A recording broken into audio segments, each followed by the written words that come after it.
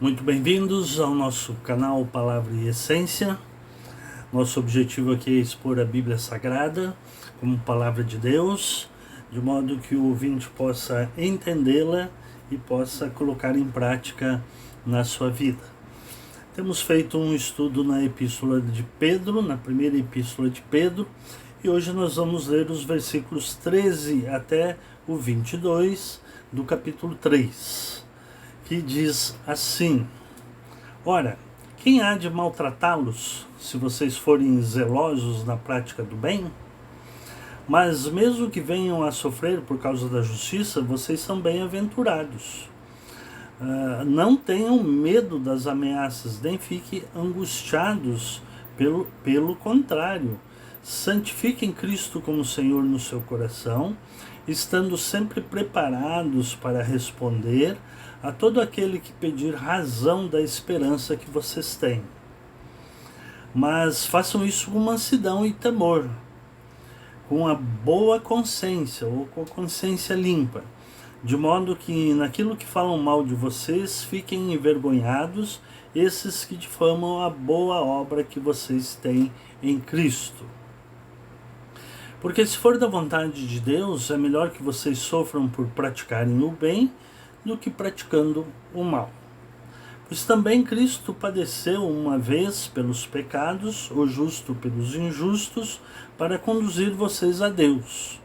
Morto sim na carne, mas vivificado no Espírito, pelo qual também foi e pregou aos espíritos em prisão, os quais no outro tempo foram desobedientes quanto a Deus, quando Deus aguardava com paciência nos dias de Noé, enquanto se preparava a arca, na qual poucas pessoas, apenas 8, foram salvas através da água. O batismo que corresponde a isso agora também salva vocês, não sendo a remoção das impurezas do corpo, mas o apelo por uma boa consciência, ou uma consciência limpa para com Deus, por meio da ressurreição de Jesus Cristo, que depois de ir para o céu está à direita de Deus, ficando-lhe subordinados anjos, potestades e poderes. Bom, diante desse texto temos dois temas principais aqui. Primeiro, a questão do sofrimento como seguidores de Jesus, e depois a questão da pregação de Cristo aos espíritos em prisões. Com relação ao primeiro tema, deixe-me lembrá-los de que Pedro escreveu a sua epístola aos irmãos que estavam sofrendo uma pregação muito ferrenha, muito intensa por parte do Império Romano, e ele escreve aos eleitos que são forasteiros da diáspora, ou seja, pessoas que saíram de suas cidades, estavam andando de cidade em cidade, e onde chegavam eram perseguidas simplesmente por causa da sua fé em Jesus Cristo. É a esses cristãos que Pedro escreve, dizendo assim: ora, quem há de maltratá-los se vocês forem zelosos na prática do bem? Que ele está dizendo, olha, se vocês praticarem o bem, pelo menos em tese, vocês serão bem tratados. Ora, quem há de maltratá-los? Por isso que é uma pergunta retórica. Mas mesmo que venham sofrer por causa da justiça, vocês são bem-aventurados. Vocês estão praticando a justiça, estão sendo boas pessoas, estão sendo bons cidadãos. E mesmo assim estão sofrendo, então diz, mesmo que venham sofrer por causa da justiça, vocês são bem-aventurados. Não tenham medo das ameaças, nem fiquem angustiados. Pelo contrário, santifiquem a Cristo como Senhor no coração de vocês, estando sempre preparados para responder todo aquele que pedir razão da esperança que vocês têm. Este versículo 15 eu gostaria de ler também na Bíblia na linguagem de hoje, que ele deixa bem claro o que nós temos a dizer, o que Pedro tem a dizer, né? Tenham no coração de vocês respeito por Cristo. Santifiquem a Cristo no coração de vocês. É isso que ele traduziu aqui na Bíblia na linguagem de hoje. E o tratem como Senhor, né? Então tenham no coração de vocês respeito por Cristo e o tratem como Senhor. Né? A outra tradução que eu li: santifiquem a Cristo no coração de vocês como Senhor. E daí, estejam sempre prontos para responder a qualquer pessoa que pedir que expliquem a esperança que vocês têm. Estar preparado para explicar a qualquer pessoa que pedir a respeito da esperança que vocês têm, que pedir razão da esperança que vocês têm. Essa é uma boa exortação, um bom conselho que Pedro está dando para qualquer um de nós cristãos, que inclusive hoje, notadamente no meio acadêmico, temos que explicar a toda hora a razão da esperança que nós temos em Cristo, da nossa fé em Cristo. Porque a fé em Cristo hoje é questionada por todos os lados, notadamente nos meios acadêmicos. Então, Pedro está exortando aqueles crentes que eram perseguidos por causa da fé que eles tinham a estarem sempre preparados para responder a todo aquele que pedir razão da esperança que vocês têm.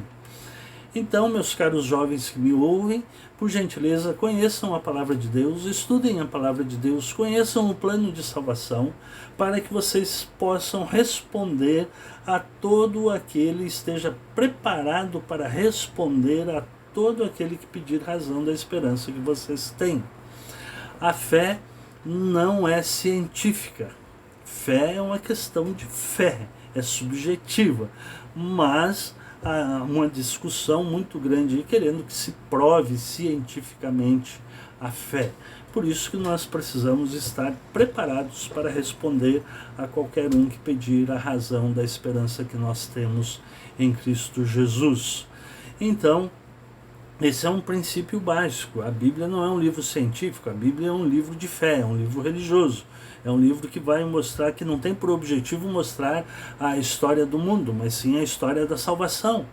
Esse é o objetivo da Bíblia, da palavra de Deus. E então precisamos conhecer o plano de salvação que Deus tem para o ser humano, com base na palavra de Deus, e estarmos com a cabeça erguida e partirmos do pressuposto de que esta é a palavra de Deus. E então nós cremos pela fé. E então podemos assim explicar, né, ou responder a todo aquele que pedir a razão da esperança que vocês têm. Mas façam isso com mansidão e temor, diz Pedro. Mansidão e temor, com humildade e com respeito. A Bíblia na linguagem de hoje traduziu humildade e respeito. Com boa consciência, com consciência limpa. Nunca faça nada que vai deixar a sua consciência pesada. De modo que naquilo que falam mal de vocês, fiquem envergonhados esses que difamam a boa conduta que vocês têm em Cristo. Então, se vocês fizerem isso com mansidão, ou seja, estar preparado e responder com mansidão a todo aquele que pedir razão da esperança que você tem, fazer isso com mansidão e respeito, então diz Pedro que naquilo que eles falam mal vão ficar envergonhados e esses que difamam a boa conduta que vocês têm em Cristo. Porque se for da vontade de Deus, é melhor que vocês sofram por praticarem o bem do que por praticarem o mal. Pois também Cristo, e aí Pedro já entra na outra questão, pois também Cristo padeceu uma única vez pelos pecados, o justo pelos injustos, para conduzir vocês a Deus. Jesus Cristo, Pedro reforça aqui a doutrina de que Cristo morreu pelos nossos pecados. Cristo padeceu uma única vez pelos pecados, o justo pelos injustos, para conduzir vocês a Deus. A morte e ressurreição de Jesus Cristo, ou melhor dizendo, a nossa fé na morte e ressurreição de Jesus Cristo, que nos conduz a Deus. E Jesus diz aqui, morto sim na carne, mas vivificado no Espírito. Ressuscitado em Espírito, vida no Espírito. Fisicamente foi morto, mas no Espírito foi vivificado. E daí temos esse texto polêmico que diz que no Espírito, né, Cristo, no qual, no Espírito, foi também e pregou aos espíritos que estão em prisão. Note que aqui tem espíritos no plural. Os quais, no outro tempo, foram desobedientes quando Deus aguardava com paciência nos dias de Noé, enquanto se preparava a arca, na qual poucas pessoas, apenas 8, foram salvas através da água.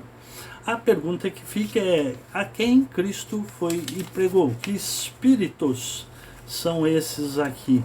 Né? A palavra grega aqui, no grego também está no plural, né? Espírito é pneuma, e lá está pneuma no plural, pneumazim no plural, e diz que Cristo foi e pregou aos espíritos em prisão. Há 3 grandes interpretações, ou pelo menos as mais conhecidas e mais discutidas, com relação a essa questão. Devo dizer que para se entender qualquer texto bíblico, notadamente os de difícil interpretação, é necessário, a primeira regra de hermenêutica, que se leve em conta o contexto em que foi escrito. E Pedro está dizendo aqui: no qual foi e pregou aos espíritos em prisão, os quais, noutro tempo, foram desobedientes quando Deus aguardava com paciência nos dias de Noé, enquanto se preparava a arca, na qual poucas pessoas, apenas 8, foram salvas. Então, aqui, levando em conta este contexto imediato, há uma interpretação, uma grande interpretação, que entende que espíritos aqui são espíritos humanos, e que Cristo em espírito, que diz que ele foi morto na carne, mas vivificado no espírito, e que em espírito Jesus Cristo estava lá na época de Noé, pregando a esses espíritos humanos que foram desobedientes. Então Jesus estava lá pregando em espírito através de Noé, né, a esses espíritos que foram desobedientes e que agora estão em prisão. Estão em prisão. Então esses espíritos em prisão seriam os que foram desobedientes quando Deus aguardava com paciência nos dias de Noé. Essa é uma das possíveis interpretações. Então os espíritos seriam espíritos humanos que foram desobedientes lá na época de Noé, e que Cristo estava presente pregando a esses espíritos que estão em prisão. Uma outra interpretação leva em conta que a palavra espíritos aqui, no plural, se refere a anjos caídos, né? E que Jesus, uma vez morto na cruz do Calvário, em espírito, depois ressuscitado em espírito, foi e pregou a esses espíritos malignos em prisão, anjos caídos que estavam e estão em prisão. Há um argumento bem forte em relação a isso, porque em relação à primeira interpretação de que os espíritos seriam espíritos caídos, espíritos humanos, aliás, nenhuma referência na Bíblia diz que eles estão em prisão, mas a Satanás sim, diz que os espíritos, os anjos caídos, os espíritos malignos, alguns estão em prisão até hoje, né? E então Cristo foi e pregou a esses espíritos malignos em prisão uma mensagem de triunfo, de que a morte não o derrotou, de que Jesus ressuscitou dentre os mortos, foi vivificado em espírito e foi e pregou a esses espíritos em prisão, que seriam anjos caídos. Essa é a segunda interpretação, né? A terceira interpretação diz que a palavra espíritos aqui significaria que há espíritos humanos também, e que Deus, na sua imensa graça, daria uma segunda chance de salvação a esses que estão aguardando ainda, ou que estão no inferno, aguardando o julgamento final. Mas essa última interpretação se contradiz muito com vários outros textos bíblicos que dizem que não há essa possibilidade, né? A parábola do rico e o Lázaro é uma referência bem notável nesse sentido, De modo que há essas três interpretações, as duas primeiras são as mais plausíveis, né? Levando em conta o contexto imediato, dá para entender que são espíritos humanos, que Jesus estava presente mesmo lá na época de Noé, pregando a esses espíritos em prisão, né, que estavam sendo desobedientes, e também ou essa segunda possível interpretação, que seriam anjos caídos, e que Jesus foi e pregou a eles no Espírito uma mensagem de triunfo, da vitória sobre a morte. Essas são as possíveis interpretações. Fica aí a cada um de vocês que estão me ouvindo a liberdade para assumir uma das duas possíveis interpretações. A minha posição sou mais tendente a ficar com a segunda interpretação, que são espíritos caídos, embora esse contexto imediato aqui me deixe com uma pulga atrás da orelha, de modo que tem alguns textos que a gente não tem total certeza da sua interpretação, e que um dia, quando chegarmos lá no céu, a gente pode então questionar e talvez ter resposta para esses textos de difícil interpretação. Pedro continua dizendo que a arca foi um símbolo do batismo, o batismo que corresponde a isso, a arca de Noé lá, não sendo a remoção das impurezas do corpo. Batismo nenhum remove a impureza do corpo, mas o batismo é um símbolo, é um apelo, diz Paulo aqui, para uma consciência limpa, uma boa consciência para com Deus, uma consciência limpa diante de Deus, por meio da ressurreição de Jesus Cristo. Essa teologia da consciência limpa é muito recorrente na teologia paulina, e aqui Pedro também na teologia petrina. Pedro deixa muito claro, só nesse texto, em duas ocasiões ele se refere a essa consciência limpa que cada cristão deve ter em relação ao seu comportamento diante de Deus e diante dos homens, né? Então a consciência limpa diante de Deus, né? E ele termina dizendo que Jesus, depois de ir para o céu, está à direita de Deus, ficando-lhe subordinados anjos, potestades e poderes.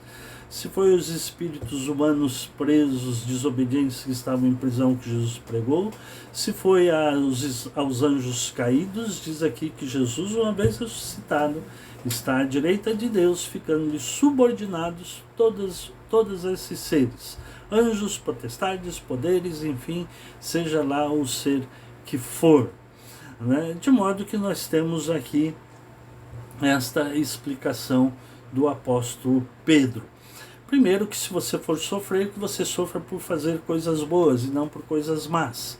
E segundo, essa questão polêmica aqui a respeito dos espíritos em prisão. E essas são as possíveis interpretações que nós temos. Muito obrigado por me ouvir, e que se você estiver sofrendo, que seja sofrendo por prática do bem, por ser justo, por praticar a justiça, e não por estar fazendo coisas ruins, coisas más, fazendo o mal. Que Deus abençoe a cada um de vocês. Muito obrigado.